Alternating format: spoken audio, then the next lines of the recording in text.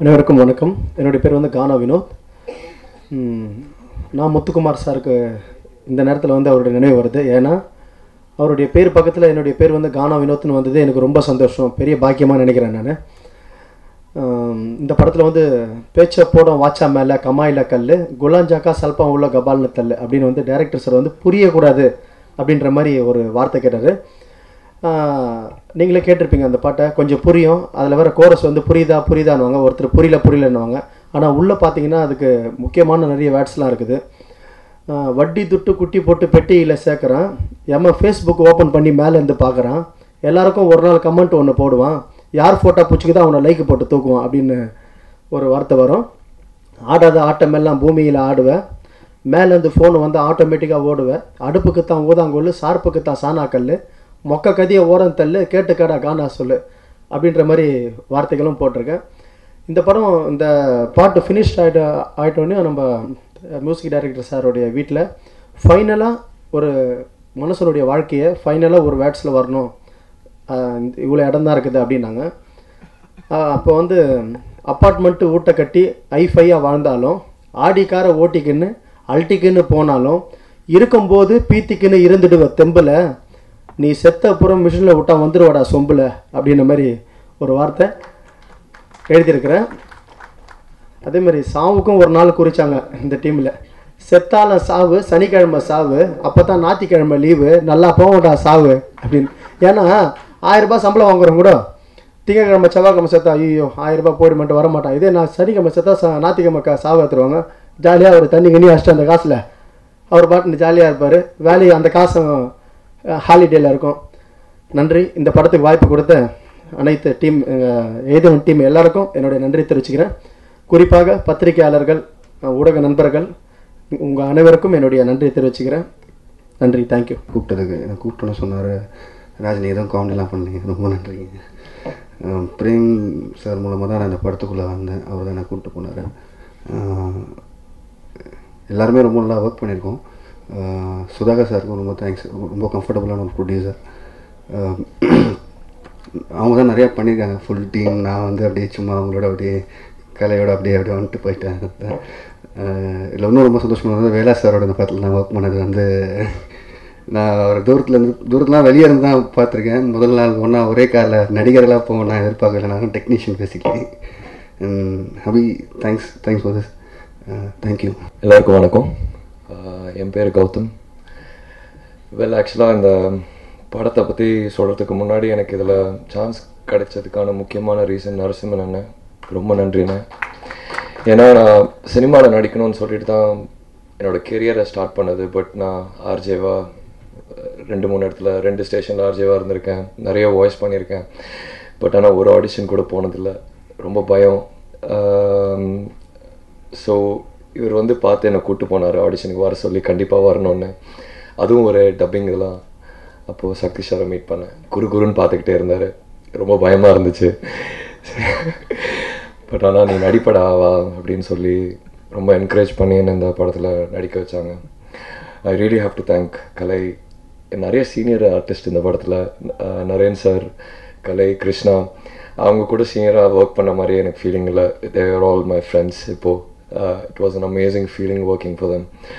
And அப்பப்போ சீனில் நடிக்க வராத ஒரு சமயத்தில் சக்தி சார், சதீஷ் என்னை ஷூட்டிங்க்கு வர வைக்கிறது ரொம்ப கஷ்டம்னு அவங்க எல்லாம் சொல்கிறாங்க. பட் இட்ஸ் அப்படி கிடையாது. பட் எப்படியோ எல்லாரும் வந்து ஒரு ப்ரெப்பாகவே இருப்பாங்க. அவர் சொன்ன மாதிரி it's a very highly fire team. Like ஒரு வேலை முடிகிற வரைக்கும் விட மாட்டாங்க.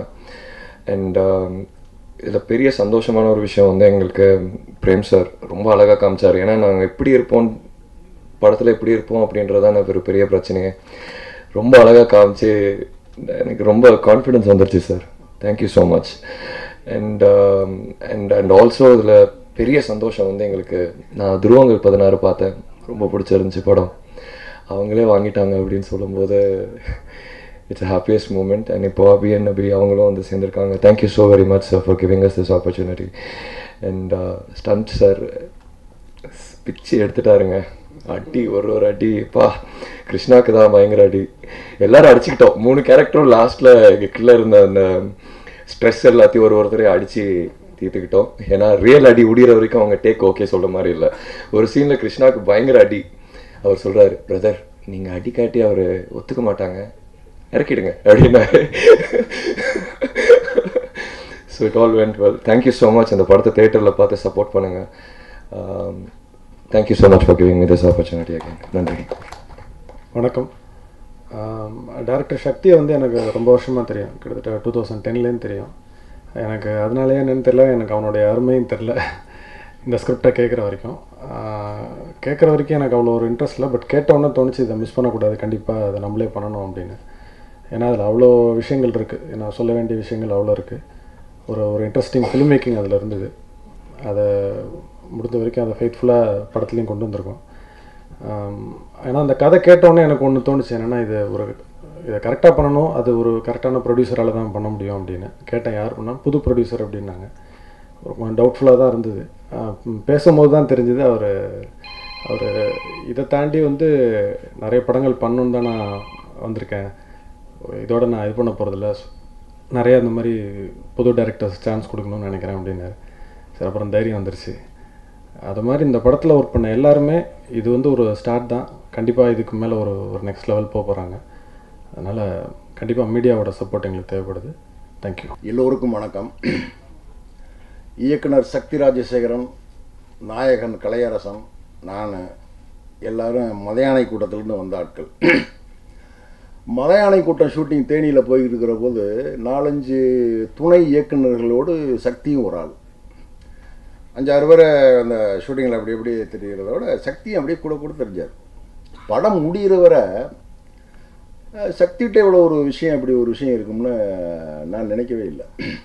அப்புறம் இந்த படத்தை இயக்க போகிறேன்னு சொல்லி இந்த கதையை சொல்கிறாரு. ரொம்ப ஆச்சரியமாக இருந்தது. ஒரு மிகப்பெரிய சமூக பொறுப்புடையவன்னே இப்படி அந்த கருவையை எடுக்க முடியும். ஒரு சிறுகதையோ வேணாம், ஒரு கதை எழுதி முடித்த உடனே நம்முடைய படைப்பு தான், நம்ம பிள்ளை தான் அந்த கதை. அது எழுதி முடித்த உடனே இது நல்லா இருக்குது அல்லது நல்லா இல்லைன்னு எழுதி முடித்த உடனே நமக்கே தெரியும். நல்ல கதையை எழுதி முடிச்சிட்டோம்னு சொன்னால் நம்ம சுவாசமே சுகந்தம் வீசும். அவ்வளவு நம்ம சுவாச கதையே ஒரு மனம் மணக்கும். அப்படி ஒரு நல்ல கதை வாச்சிருச்சுன்னா இந்த எய்தவன் கதை அப்படிப்பட்ட கதை. ஒரு பெரிய புரட்சி பண்ணுறோம், முற்போக்கா கருத்துக்களை சொல்கிறான், படம் எடுக்கிறோன்னு சொல்லி சில தவறுகள் நடக்குது. ஏன்னா ஒரு சமூகம் சார்ந்த முழுமையான ஒரு ஞானம் முதிர்ச்சி இல்லாமல் சில விஷயங்கள் நடந்து போகுது. ஆனால் சக்திகிட்ட ஆளை பார்த்தா அப்படி தெரியவே இல்லை. நான் நம்பவே இல்லை இப்படி ஒரு விஷயத்தை, ஒரு கனமான விஷயத்தை வந்து இவ்வளவு பொறுப்பான ஒரு சுமையை அவர் சுமப்பாருன்னு நினைக்கவே இல்லை. அப்படிப்பட்ட ஒரு கதை இந்த எய்தவன். என்னுடைய பேத்திக்கு மெடிக்கல் சீட்டுக்கு அலையிறேன் பார்த்தீங்கன்னா 1.5 கோடியிலேருந்து 80 லட்சம், 90 லட்சம், 1 கோடி, 40 லட்சம், 60 லட்சம், இப்படி பல மாதிரி காலேஜுக்கு ஏற்றாப்புல பாண்டிச்சேரியில் 30 லட்சம், இப்படி அலைஞ்சு ஒரு சீட்டுக்கு மெடிக்கல் சீட்டுக்கு அலைஞ்சு தவிச்ச நேரம் அந்த கதையை சொல்கிறார் அவர். இது இந்த எய்தவன் கதை வந்து கடைகோடி ஒரு சாதாரண ஏழை குடும்பத்திலிருந்து உயர்மட்ட இருக்கிற குடும்பத்தில் இருக்கிற குழந்தைகளிலிருந்து சகல பேரையும் பாதிக்கக்கூடிய, சகல குடும்பங்களையும் சகல மாணவ மாணவிகளையும் வளர்கிற சமூகத்தை பாதிக்கக்கூடிய ஒரு விஷயத்தை தைரியமாக எடுத்திருக்காரு. தைரியமான நம்ம ராவாலாம் அடிக்கலை, ரொம்ப கலாபூர்வமாக வர்த்தக ரீதியாகவும் அப்படி அருமையான ஒரு கதையை பண்ணியிருக்கிறாரு. கலையை வந்து மதையானை கூட்டத்தில் பார்க்குற போதே எனக்கு தெரியும், சகல பொருத்தமும் உள்ள ஒரு பரிபூர்ணமான கலைஞன் கலையரசன். பார்த்தீங்கன்னா அப்படி சிரிச்சுக்கிட்டாரு. எவ்வளவோ விஷயங்கள் நடக்கும். ஒரு படம் எடுத்து ஆரம்பித்து முடிக்கிறதுக்குள்ளே வந்து எத்தனையோ பிரச்சனைகள், எவ்வளோ விஷயங்கள்லாம் நடக்கும், அப்படி இப்படின்னு வரும். எதுலேயுமே எல்லா விஷயத்துக்கும் அப்படி சிரிச்சுக்கிட்டேன். என்ன இது எதுக்கு எப்படி தோணுது? நான் கலையை பார்க்குற போதெல்லாம், கலையை நினைக்கிற போதெல்லாம் எனக்கு ஒரு விஷயம் மனசில் வரும். இப்போ நான் வேலராமூர்த்தி பலாப்பழம் என்னை பிச்சு எடுத்து உள்ளே போனால் தான் வந்து ஒரு பழம் கிடைக்கும். அதே மாதிரி அன்னாசி பழமாக சில பேர் இருப்பாங்க, மாதுளம்பழம் மரபடியே வாயில் வச்சோன்னு சாராக ஓடும். வாழைப்பழம் தோலை உரிச்சு திங்கணும் உள்ளே போகணும். இப்படி ஒவ்வொரு விஷயமா இருக்கு இல்லையா. கலை வந்து ஒரு திராட்சை பழம் அப்படி தூக்கி தூக்கி வாயில போடலாம். அந்த அன்பு, அந்த கண்ணு, அந்த பார்வை, அந்த பாசம். என்ன இது மலையாளி கூட்டத்தில் வந்து எனக்கு இம்சை பண்ண மருமையை, என்னை இம்சை பண்ண மருமையை கலை இந்த படத்தில் எனக்கு பிள்ளையா நடிச்சிருக்கிறாப்புல. கலைக்கு நான் அப்பாவை நடிச்சிருக்கிறேன். அப்பனும் மகனும் பார்த்தீங்கன்னா அப்படி பாசத்தை கொட்டக்கூடிய ஒரு கேரக்டர் நாங்கள் 2 பேரும். இதில் நான் தெற்கத்தி கதைகளாக பண்ணிக்கிட்டு இருக்கிற ஆள். மலையாளி கூட்டம், கொம்பன், சேதுபதி அப்படி வரிசையாக வந்துக்கிட்டே இருக்குது.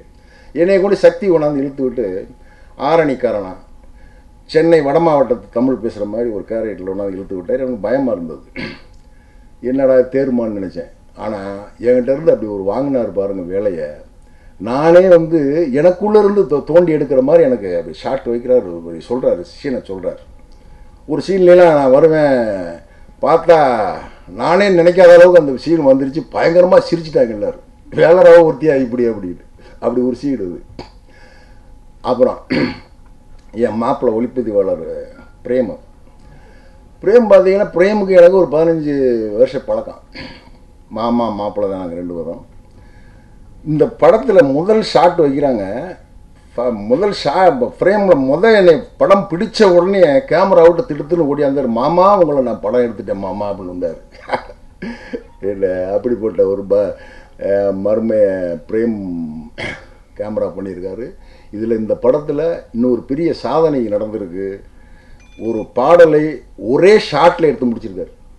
ஒரே ஷாட்டில் ஒரு சாங்கே ஒரே ஷாட். அப்படிப்பட்ட ஒரு சாதனையை நிகழ்த்திய ஒளிப்பதிவாளர் எனது மாப்பிள்ளை பிரேமு.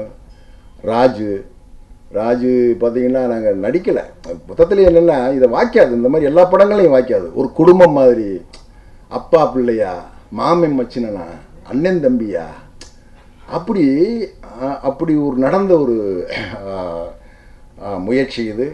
என்னென்னா தமிழ் சமூகமெல்லாம், இந்திய சமூகமெல்லாம் கொண்டாடக்கூடிய ஒரு மிகப்பெரிய சமூக கருத்தை, சமூகத்துக்கான ஒரு பெரிய விஷயத்தை எடுத்து எய்தவன் உங்கள் முன்னாடி வருது. தமிழ் சமூகம் கொண்டாடணும். ஊடக நண்பர்கள் எல்லாம் தொடர்ந்து வந்து அவ்வளோ பெரிய பேராதரவு தந்துக்கிட்டு இருக்கீங்க. இந்த படத்துக்கும் தரணும். இந்த படத்தில் நானும் இருப்பது எனக்கு பெருமை தருகிறது. நன்றி, வணக்கம். எல்லாருக்கும் வணக்கம். நான் நிறைய நேரம் எல்லாரும் பேசிட்டோம். ரொம்ப சந்தோஷம். எய்தவன் படம் வந்து எனக்கு ரொம்ப முக்கியமான ஒரு படம். ஏன்னா சக்தி அண்ணா வந்து எனக்கு மதியானை கூட்டம்லேயே தெரியும். மதியானை கூட்டமில் சக்தி அண்ணா ஒர்க் பண்ணுறதை நான் பார்த்துருக்கேன். ஸோ கண்டிப்பாக ஒரு கதை சொல்லணும் என்கிட்ட மன்னார்குடியில் ராஜா மந்திரி நடிச்சிருக்கோன்னு சொன்னார். ஸோ அப்போ கண்டிப்பாக கதையே சொல்லாதீங்கன்னா நம்ம படம் பண்ணலாம் அப்படின்னு. ஸோ அவ்வளோ கான்ஃபிடன்ஸ். ஏன்னா ஒரு ஒர்க் பண்ணுற ஸ்டைலில் நான் பார்த்துருக்கேன். ஷூட்டிங்கில் பார்த்தீங்கன்னா என்ன ஷூட்டிங்கில் எப்போவுமே யூஸ்வலாக நிறைய ப்ராப்ளம்ஸ் இருக்கும். எது இருந்தாலுமே தன்னோட வேலை என்னவோ அதை மட்டும் அவ்வளோ ப்ராப்பராக அவ்வளோ கரெக்டாக செஞ்சுட்டு அவ்வளோ சின்சியராக இருப்பார். ஸோ அதுக்கான விஷயந்தான். ஸோ ரொம்ப நன்றி. படத்தில் வேலாராமூர்த்தி சார் சொன்ன மாதிரி சார் நீங்கள் பேசின அளவுக்கு நான் ஒருத்தான்னு தெரில, பட் ரொம்ப ரொம்ப நன்றி சார். உங்கள் வாயிலேருந்து அந்த மாதிரி வார்த்தை வரதுக்கு ரொம்ப நன்றி. வேலாராமூர்த்தி சார் மதியானை கூட்டம் பார்த்தீங்கன்னா ஆக்சுவலாக சரி நம்ம வந்து மதியானை கூட்டமில் நடிக்கும்போது பார்த்தீங்கன்னா அப்படி ஒரே வண்டியில் வந்து கடைசி ஆளாக நம்மளை தான் இறக்குவாங்க. ரூமில் ஃபஸ்ட் ஆளாக ரூமில் நம்மளை தான் பிக்கப் பண்ணுவாங்க. ஒரே வண்டியில் போவோம். ஷூட்டிங் நமக்கு இருக்கோ இல்லையோ, ஆனால் ஸ்பாட்டில் இருப்போம். பார்த்தீங்கன்னா வேலாராமச்சர்லாம் அப்பயும் அவ்வளோ பெரிய ஒரு பெரிய லெஜெண்ட் அப்போ. ஆனால் பார்த்தீங்கன்னா அப்பயும் எங்கள் கூட வந்து நம்ம இப்போ நம்மக்கிட்ட பேசுகிறாங்கன்னா சரி ஓகே நம்ம ஒரு 2-3 படம் நடிச்சிருக்கோம் தெரியும் அப்படின்னு. அப்பயே பார்த்தீங்கன்னா எங்கள் கூட சரிசமமாக உட்காந்து அவரோட பருவத்தில் பண்ண விளையாட்டு, அதுக்கப்புறம் வந்து நிறைய கதைகள், நிறைய விஷயம்லாம் ஷேர் பண்ணியிருக்காரு. ஸோ ரொம்ப ஜாலியான ஒரு விஷயம். ஸோ அதே மாதிரி நம்ம படத்தில் எல்லாருமே சக்தியாக இருக்கட்டும், அப்புறம் பிரேம் சாரோட ஒர்க் பண்ணது ரொம்ப ஜாலி. ஏன்னா இந்த படம் வந்து ஒர்க் பண்ணும்போது எங்களுக்கு என்ன கொஞ்சம் நான் வெயிட் போட்டேன்னு மட்டும் பிரேம் சார்லாம் ரொம்ப ஃபீல் பண்ணார். அது நானும் ஃபீல் பண்ணேன் சார், சாரி, அதுக்காக தான் இப்போ கம்மி பண்ணுறேன். ஸோ ரொம்ப ஜாலியாக இருக்கும். ஒரு படமாக இல்லாமல் அதை மீறி ஒரு வேளா சார் சொன்ன மாதிரி ஒரு லைஃபாக இருந்தது. கிருஷ்ணா கேரக்டர் இருக்கட்டும், கௌதம் இருக்கட்டும், அப்புறம் எல்லாருமே வந்து ஒரு டீமாக சூப்பராக ஒர்க் பண்ணோம். ரொம்ப ரொம்ப சந்தோஷமாக இருந்தது. டெக்னீஷியன்ஸ் எல்லாருமே தேங்க்ஸ். ஸ்டண்ட் மாஸ்டர்லாம் சொல்லி அவனை ராஜா மந்திரி நானும் ஒரு ஒர்க் பண்ணோம். ராஜா மந்திரி பார்த்தீங்கன்னா ரொம்ப குறைவான ஒரு பட்ஜெட்டில் பண்ண படம். அது பார்த்தீங்கன்னா ஒரு 11-12 மணிக்கு ஒரு ஃபைட் எடுக்க ஆரம்பித்து ஒரு 2 மணி இருந்தால் கால் ஷீட்டு, 2:30 மணிக்குள்ள ஒரு ஃபைட். அந்த படத்தில் அந்த ஃபைட் ஒரு 2-3 ஹவர்ஸில் எடுத்து கொடுத்தாரு. ஸோ ரொம்ப நல்ல ஒர்க்கர். அவருக்கு சரியான பிரேக் இல்லை. கண்டிப்பாக சீக்கிரம் நடந்துடும் மாஸ்டர் உங்கள் சின்சியாரிட்டி. ஸோ அப்புறம் இதுலேயும் பார்த்தீங்கன்னா ரெட்டில்ஸ் பக்கத்தில் ஒரு பெரிய இடத்துல போய் எங்களை படுக்க வச்சுட்டு கயிறு கட்டி படுக்க வச்சுட்டாங்க. வெயிலில் 3 நாள் காஞ்சி பயங்கரமாக ஃபைட் பண்ணியிருக்கோம். எதுவுமே ரோப்லாம் யூஸ் பண்ணாமல் ரொம்ப ஒரிஜினாலிட்டியாக பண்ணோம். ஸோ நம்ம ராஜ்குமார், ஸோ எல்லாருக்குமே ரொம்ப தேங்க்ஸ். எல்லாருமே சேர்ந்து ஒர்க் பண்ணியிருக்கோம். ரொம்ப நல்ல படம், ஒரு நேர்மையான ஒரு படம். இந்த கதை வந்து ரொம்ப புதுசு, பயங்கரம் டிஃப்ரெண்ட்டான ஒரு படம் அப்படிலாம் எதுவுமே இல்லை. ரொம்ப சாதாரணமான ஒரு விஷயம், ஆனால் அது சொன்ன விதம் வந்து ரொம்ப புதுசாக இருக்கும். ஸோ அதை ஹேண்டில் பண்ண விதமும் அந்த திரைக்கதையும் ரொம்ப வித்தியாசமாக இருக்கும். ஸோ கண்டிப்பாக எல்லாரும் பாருங்கள். ப்ரெஸ் அண்ட் மீடியா நீங்கள் தான் வந்து எல்லா படத்தையும் கொண்டு போய் சேர்க்குறது. தொடர்ந்து நல்ல படங்கள் எங்களை மாதிரி சின்ன சின்ன படங்களை வந்து ஆதரிக்கிறீங்க. ஸோ அதுக்கு ரொம்ப நன்றி. எல்லாத்துக்கும் மேலே நம்ம என்ன தான் பண்ணலாம், ஒரு படம் பண்ணலாம், பண்ணும்போது ஒரு கான்ஃபிடன்ஸ் இருக்கும். பண்ணி முடிச்சா நம்ம பார்த்தோன்னே பிடிச்சிருக்கு கான்ஃபிடன்ஸ் இருக்கும். ஆனால் அது வந்து ஒரு ப்ராடக்ட்டை யாராவது ஒரு அங்கீகாரம் பண்ணும்போது தான் வந்து நமக்கு உண்மையாகவே நல்ல படம் பண்ணணும்னு ஒரு நம்பிக்கை வரும். அதுக்கு வந்து பார்த்தீங்கன்னா ஃபஸ்ட் டைம் சக்தி சாரும் அபி சார் அப்புறம் சிவி சார் 3 பேரும் கூப்பிட்டு வந்து நான் படத்தை காமிச்சேன். ஏன்னா எனக்கு கண்டிப்பாக பயங்கர பயம். இவங்க 3 பேரை கூப்பிட்டு வந்து காட்டுறதே ஒரு பயம் தான். ஏன்னா வேறு யாரையோ கூப்பிட்டு வந்து காமிச்சிட்டு நான் வந்து அதுக்கப்புறம் இவங்களை கூப்பிட்டு வரலாம்னு நினச்சேன். ஏன்னா இவங்க படம் பார்த்துட்டாங்கன்னா டேரெக்டாக வந்து நல்லா இருக்குது நல்லா இல்லை அப்படின்னு சொல்கிறது. அதே மாதிரி தொடர்ந்து இவங்க பேனரில் வந்த படங்கள் பார்த்தீங்கன்னா கண்டிப்பாக எல்லாமே நல்ல படங்களாக தான் இருந்திருக்கு, தரமான படங்களாக இருந்திருக்கு. ஒரு சின்ன சின்ன வைப் கொண்டு வந்த படங்கள். ஸோ அப்படி இருக்கும்போது சரி நம்ம ஃபஸ்ட் அட்டம்ப்டே அதை பண்ணுவோம் நம்ம வந்து.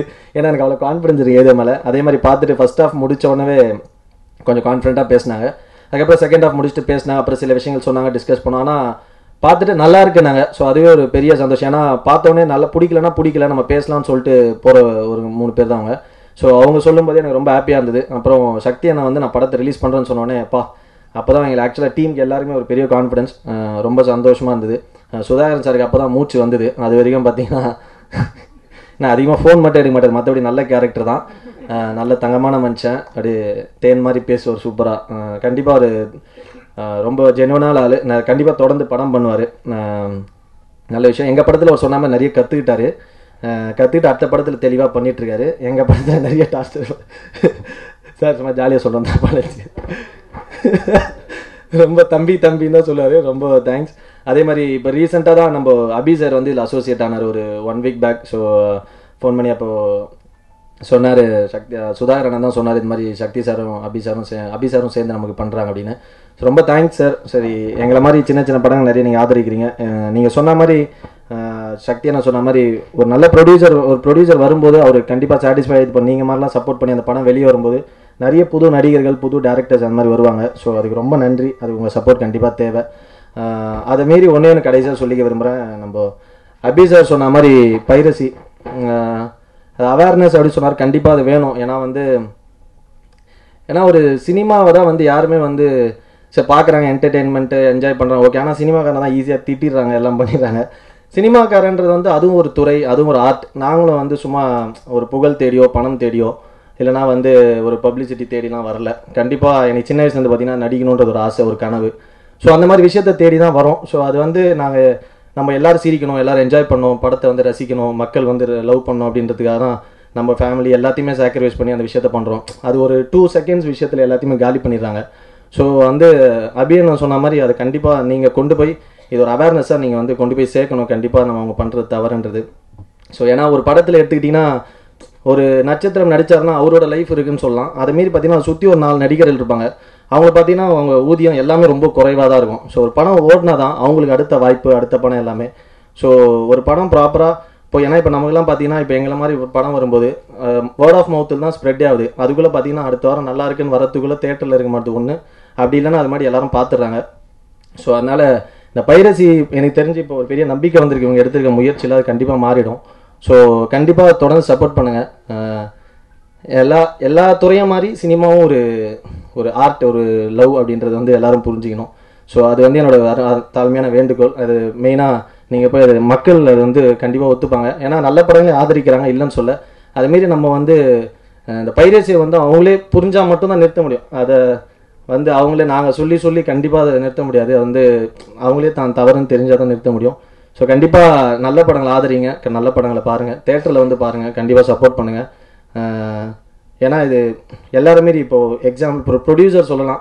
ஏன்னா ஒரு விஷயம் சொல்லுவாங்க, ஒரு படம் ஆரம்பித்து முடிகிற வரைக்கும் பார்த்தீங்கன்னா எல்லாருக்கும் வரவு தான், ப்ரொடியூசருக்கு மட்டும்தான் செலவு.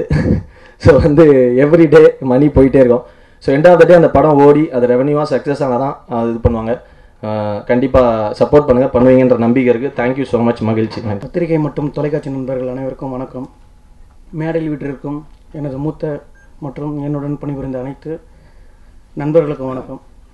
ஏன்னா ஏன் பெரியவங்களாக இருந்தாலும் நண்பர்கள் சொல்கிறேன், இன்றைக்கி நண்பர்கள் மட்டும்தான் வாழ்க்கையை. ஒரு நல்ல நண்பன் கிடைச்சிட்டாங்கன்னா நம்ம கண்டிப்பாக அடுத்த இடத்துல போயிடலாம். எனக்கு கிடைச்ச சுதாகரன் ஆகட்டும், இல்லை என் கூட இணை இயக்குனராக பணியாற்றிய சதீஷ் ஆகட்டும், இல்லை என் மேனேஜராக ஒர்க் பண்ணிக்கிற குமாரன் ஆகட்டும், சக்தி சார் ஆகட்டும், அபியான் ஆகட்டும், நண்பர்கள். அந்த நண்பர்கள்ன்ற வார்த்தைகள்லாம் வந்து சினிமாவுக்கு ரொம்ப ரொம்ப முக்கியன்றதை வந்து நான் சினிமாவில் வந்து கொஞ்ச நாள்லேயே கற்றுட்டேன். ஏன்னா நாம் வந்து முன்னுக்கு வரணுன்ட்டு நம்மளுடைய குடும்பமோ இல்லை நம்மளை சார்ந்தவங்கள கண்டிப்பாக நினைக்கவே மாட்டாங்க, ஏதோ சினிமாவில். ஏன்னா சினிமான்றது அது ஒரு வேற்று தொழிலாகவே மதிச்சுட்டு இருக்க டைமில் நம்ம கூட நண்பர்கள் மட்டும்தான் நம்மளை சப்போர்ட் பண்ணுவாங்க. அந்த சப்போர்ட்டு தான் ஒரு உதவியாளராக நம்ம இருக்கும்போது கூட உன்னுடைய அடுத்த லட்சியம் என்னன்னு கேட்டால், இல்லைங்க நான் ஒரு 3 கோடி ரூபாவில் ஒரு கதை வச்சுருக்கேன்னா அது போய் குடும்பத்துக்கிட்ட சொல்ல முடியாது. என்கிட்ட ஒரு 3 கோடி ரூபாவில் ஒரு கதை இருக்குன்னா சிரிப்பாங்க, ஒரு ஃபேமிலியாகட்டும் நம்மளை சார்ந்தவங்க. ஆனால் நண்பர்களும் நம்ம கூட இருக்கிற சுற்றியவங்களை சொல்லும்போது, இல்லை பண்ணுறேன் இன்னும் கூட இதை இன்னும் சரியாக பண்ணலாம், நம்மளை கூட இருந்து எப்போவுமே தட்டி கொடுக்குறவங்க நண்பர்கள் தான். அந்த வகையில் எனக்கு கலையரசன் வந்து என்னோடய முதல் பட ஹீரோவாக கிடச்சி நான் மிகப்பெரிய சந்தோஷம் எனக்கு. ஏன்னா எனக்கு ஒரு தம்பியாகவும் ஒரு அண்ணனாகவும் இல்லாமல் ஒரு நண்பராக கூட இருந்ததுனால எனக்கு அந்த ஒர்க் கம்ஃபர்டபுள் ரொம்ப சரியாக அது எத்தனை பேருக்கு அந்த புது படத்தில் கிடைக்குன்னு தெரியல. ஸோ இந்த படம் நிச்சயமாக வந்து ஒரு நல்ல படமாக இருக்கணும். ஏன்னா முதல் படம் பண்ண போகிறோம், மதையனை கூட்டம் மாதிரி ஒரு படம் பண்ணிட்டோம். அதை அஸ்னட்டாக ஒர்க் பண்ணிட்டு வெளியில் வரும்போது ஒரு நல்ல படம் எப்படி பண்ணணுன்றதை நான் சார்கிட்ட வந்து வெளியில் வரும்போது அந்த தாக்கம் எனக்கு மிக பெருசாக இருந்தது. ஸோ வெளியில் வந்துட்டு இது வந்து ஒரு கிரிட்டிக்கலாக ஒரு பெரிய ஒரு பிரச்சனையாக இல்லாமல் நாம் சொல்ல ஒரு விஷயத்தை ஒரு நேர்மையான ஒரு படைப்பாக கொடுக்கணும்னு கண்டிப்பாக அதுக்காக ஒரு ஸ்கிரிப்டுக்காக கிட்டத்தட்ட ஒரு 8 மாதம் உழைச்சேன். அந்த 8 மாதத்து உழைப்பு தான் இன்றைக்கி எல்லோரும் சொல்கிற திரைக்கதை.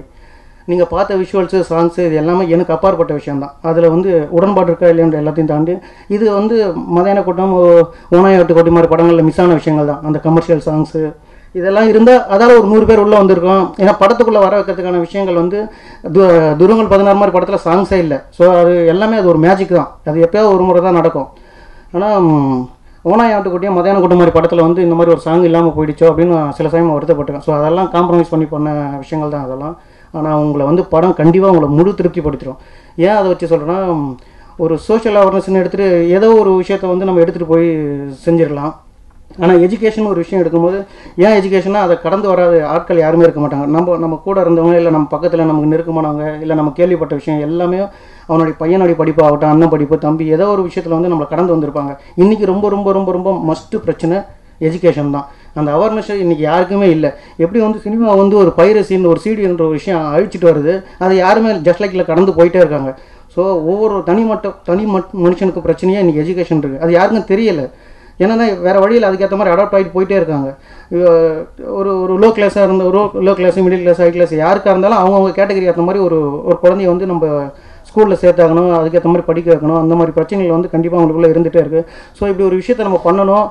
அதோடைய ஹையர் எஜுகேஷன் எங்கே போய் கடைசியில் முடியும்னா மெடிக்கல். ஸோ +2 வந்து குழந்தைய படிக்க வைக்கிறது அவ்வளோ டார்ச்சர் பண்ணி அந்த குழந்தைய வந்து ஒரு மாதிரி மிஷின் மாதிரி மோல்ட் பண்ணி அதை எடுத்து போய் மெடிக்கலில் சேர்த்து அது அந்த மெடிக்கலை நம்பியே அந்த குழந்தை ஓட ஆரம்பிச்சிருது.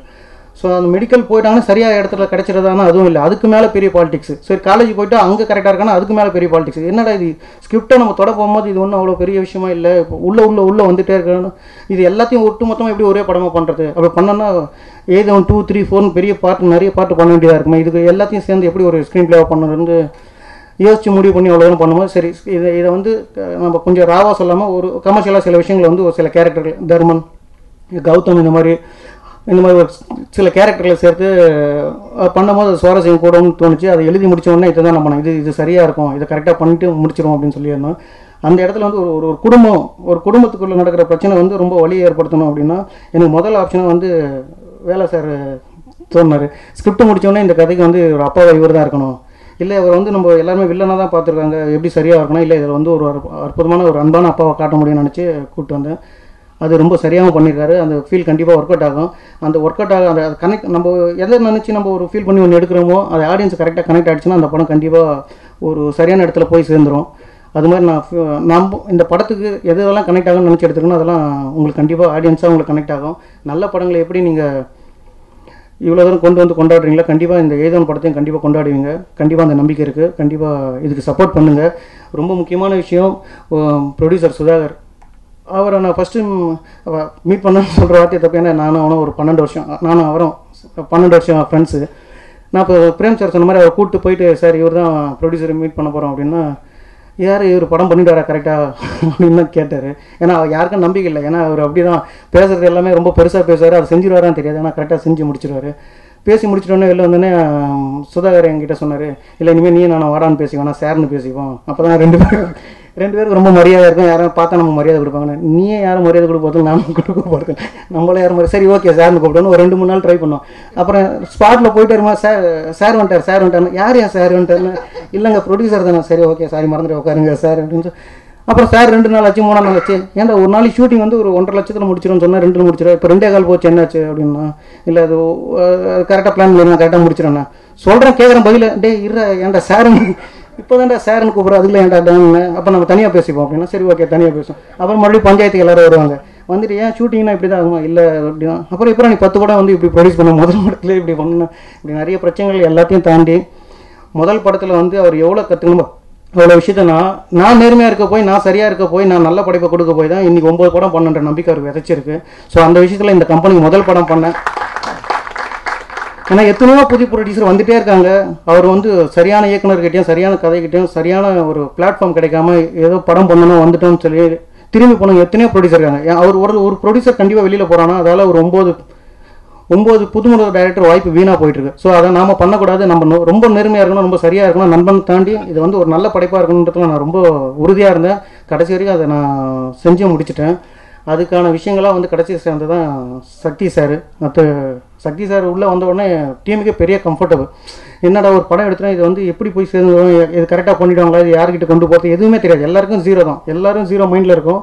அதை கொண்டு வந்து பார்த்துட்டு இல்லை சார் இது நான் கொண்டு போகிறேன் அப்படின்னு சொல்லிட்டு அதுக்கப்புறம் ஒரே மீட்டிங்கில் முடிச்சு இதை பண்ணிடலாம் அப்படின்னு சொல்லிட்டு கரெக்டாக ரிலீஸ் டேட் வரைக்கும் வெயிட் பண்ண வச்சிட்டார். ஜனவரி, பிப்ரவரி, மார்ச், ஏப்ரல் 4 மாதம் வெயிட் பண்ணோம். இல்லை இது வந்து மே மாதம் ரிலீஸ் ஆனால் தான் இது கரெக்டாக இருக்கும். 10th +2 ஸ்டூடெண்ட்ஸோட ரிசல்ட் வரும், அந்த டைமில் இது வரும்போது ஒரு சின்ன வைப்ரேஷன் வரும், அது அந்த விஷயத்தில் இது கரெக்டாக ரிலீஸ் ஆகும்போது ரொம்ப சரியாக இருக்கும்னு சொல்லி பிளான் பண்ணி அதை கரெக்டாக பண்ணார். நபி சார் உள்ளே வந்தது அது ஒரு பெரிய சந்தோஷம். எல்லாத்தையும் தாண்டி ஒரு முதல் பட டேரக்டருக்கு நல்ல கேமராமேன் கிடைக்கிறது ரொம்ப கஷ்டம். அவர் கிட்டத்தட்ட 10 படம் முடிச்சுட்டு என்கிட்ட வராரு. வந்தோடனே நான் முதல் படம் பண்ணுறேன் பிரேம் சார். அவர் டே அதெல்லாம் ஒன்றும் இல்லைடா, நீ பண்ணுற நீ உனக்கு என்ன தேவை நீ சொல்லு, நீ சொல்லிட்டே ஏதோ ஒரு வார்த்தை சொல்ல, நீ சூத்திரம் சொல்ல நான் கிண்டிகிட்டே இருக்கேன் அப்படி சொல்லுவார். இல்லை சார் நீங்கள் சூத்திரம் நான் சொல்கிறேன் நீங்கள் பண்ணுங்க சார் அப்படின்னு சொல்ல, இல்லை நீ சொல்லு நான் பண்ணுறேன் அப்படின்னு சொல்லிட்டு எனக்கு ரொம்ப கம்ஃபர்டபுளாக அது இப்படி சொல்ல ரொம்ப கம்ஃபர்டபுளாக இருந்தார். ஒருவேளை நான் தப்பு பண்ணிக்கணும்னு நினச்சேன், இவருக்கு எவ்வளோ கம்ஃபர்டபுள் கொடுத்து பண்ணிடக்கூடாது அப்படின்னு சொல்லி நான் ஒரு பெரிய தப்பு பண்ணிட்டேன். ஏன் அதை தப்பு பண்ணிட்டேன்னா, டைரக்ஷனாக ரொம்ப ஈஸி போல அடுத்து டைரக்ஷன் பண்ண போயிட்டார் அவர். இவ்வளோ தான் போல டைரக்ஷன் சொல்லிட்டு இவ்வளோ பண்ணிவிட்டு அதுக்கு போதும் நான் பண்ணிட்டு அடுத்து பண்ண போயிட்டார். அடுத்து விஜய் சேதுபதி சாரை வச்சு 96 ஒரு படம் பண்ண போகிறார். ரொம்ப பயங்கரமான ஸ்கிரிப்ட், அது ரொம்ப எமோஷனலான ஸ்கிரிப்ட். அது வாழ்த்துக்கள் சார், கண்டிப்பாக இந்த இடத்துல சொல்லி ஆகணும், ரொம்ப நல்ல ஸ்கிரிப்ட். அப்புறம் படத்தை கண்டிப்பாக நீங்கள் வந்து சப்போர்ட் பண்ணுங்கள். வந்திருந்த அனைவருக்கும் நண்பர்களுக்கு நன்றி. மறுபடியும் உறுதியாக சொல்லிடுறேன், என் நண்பன் சதீஷ் கோ-ரைட்டராக இந்த படத்துக்கு வந்து வசனம் எழுதியிருக்கான். அவனுடைய உழைப்பு வந்து மிகப்பெரிய உழைப்பு. ஏன்னா எல்லாருக்கும் வந்து ஒரு படம் வந்தால் அதுல வந்து அடுத்த கட்டத்துக்கு போகிறதுக்கான இடமா இருக்கும். ஆனால் எந்த விதமான எதிர்பார்ப்புமே இல்லை. நான் அவனை கூப்பிட்டு வந்துட்டேன்றதுக்காக இன்னைக்கு வரைக்கும் எனக்காக உழைச்சிட்டு இருக்கான். அப்புறம் உதய், அழகிற உதய் கோ-ரைட்டர் ஒர்க் பண்ணது நரசிம்மன், எல்லாருக்கும் உதயெல்லாம் அவனோட கேரக்டர் யாரும் கூடவே இருக்க முடியாது. அதெல்லாம் தாண்டி படத்துக்காக அவ்வளோ உழைச்சிருக்காங்க. எல்லாருக்கும் நன்றி, தேங்க்யூ.